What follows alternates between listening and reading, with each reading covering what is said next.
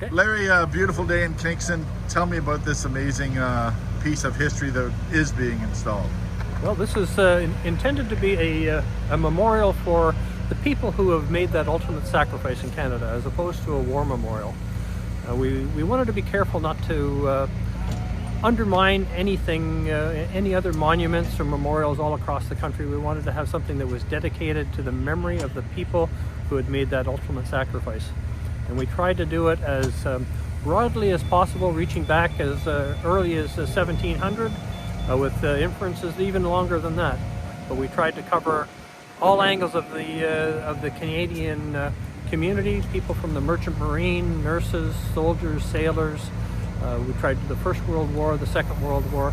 The intention was to honor their memory and their sacrifice.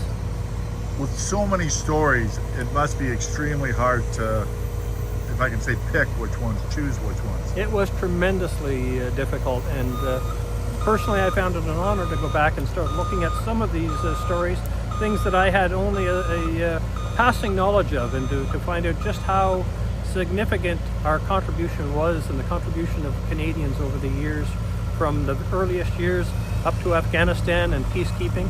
It was truly an honor to look at those stories, but equally difficult to decide just which ones we could put in our limited number of images to properly position the kind of stories that needed to be told.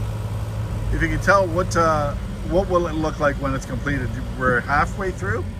I would say better than halfway. Most of the work was underground, and a lot of construction projects are.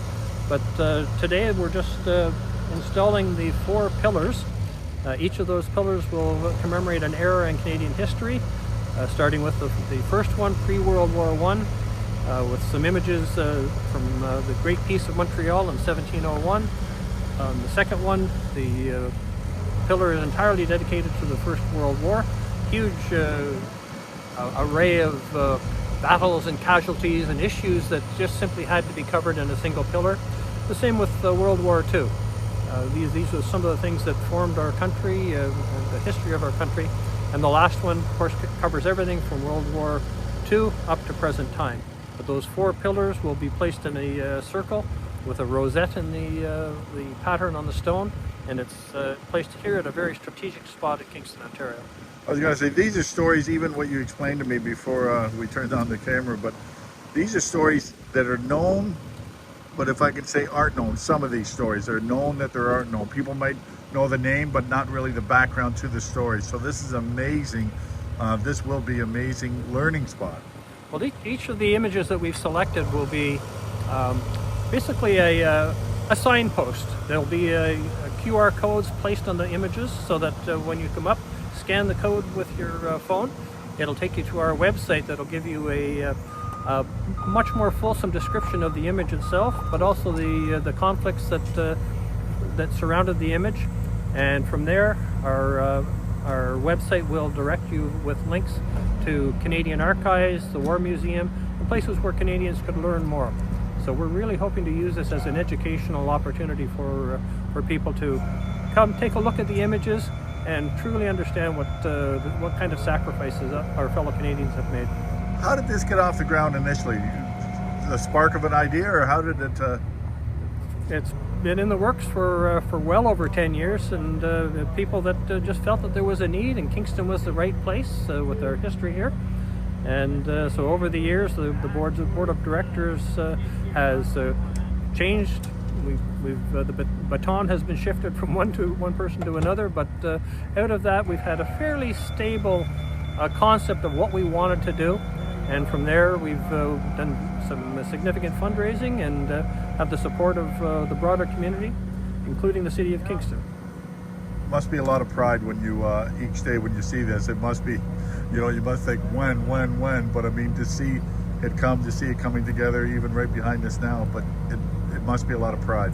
Well, I'm certainly honored to have been working with it, and any small part that any of us on the board of directors and the other many people who have helped us out, yes, we're all very satisfied to see it taking root. You don't have a military background, but a lot of people that are involved in this do. Some of my fellow board members are from the military, and a few of us are not, so we tried take advantage of that to broaden our perspective on the stories themselves and the types of images that we selected. When it's done, and again, there's even stories from Indigenous, if I can. We wanted to make sure that we were properly recognizing it, and I'm sure we'll never get it completely right, but we did our absolute best to look into history, and we worked with a great group in Ottawa, CDCI Research, and they helped us understand some of the issues and to really provide a stepping stone for people to learn more. And there's some great websites that the Canadian government have set up through the War Museum and Canada Archives, and we will be linking our images to those websites where people can learn more.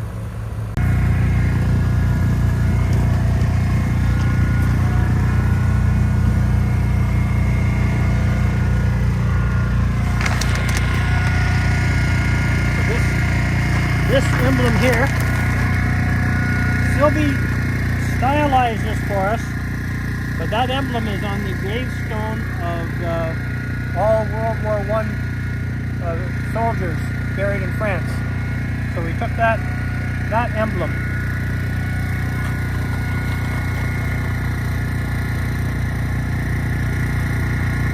Each of the stories you told me before camera, but each of the stories you told me could just about be a book. It's that interesting, each one of these stories.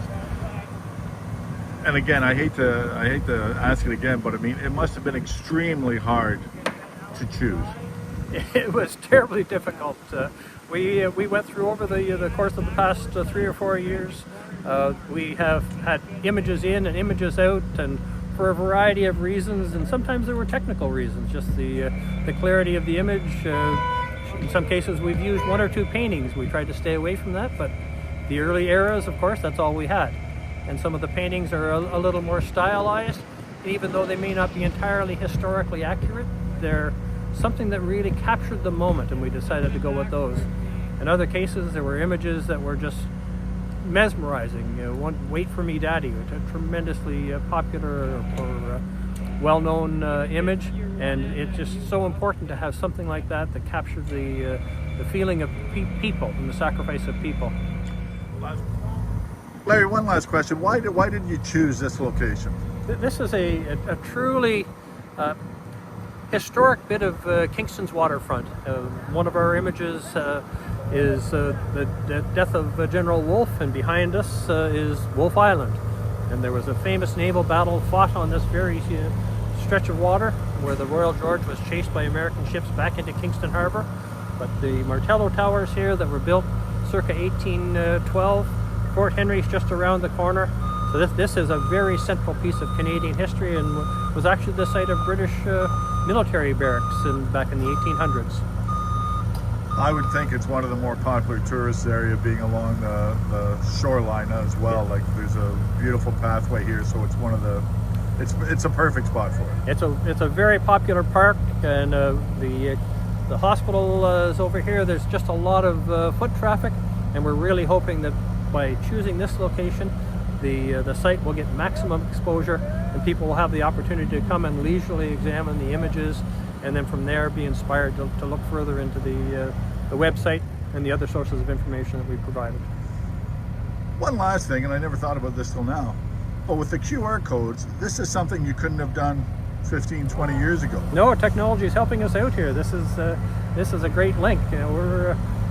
We're taking advantage of every technical opportunity that we can find, and this will truly enhance the project. Last question. When you started this, did you ever think the amount of knowledge that you'd be learning about the history of Canada? I had absolutely no idea, and it truly was an honor to work on this, and what I found is that the more I did, the more I wanted to know. And I think in a way that's what we're hoping here, is that once you see some of these images, you'll want to know more about them, and we're going to help provide a pathway for people to explore that further.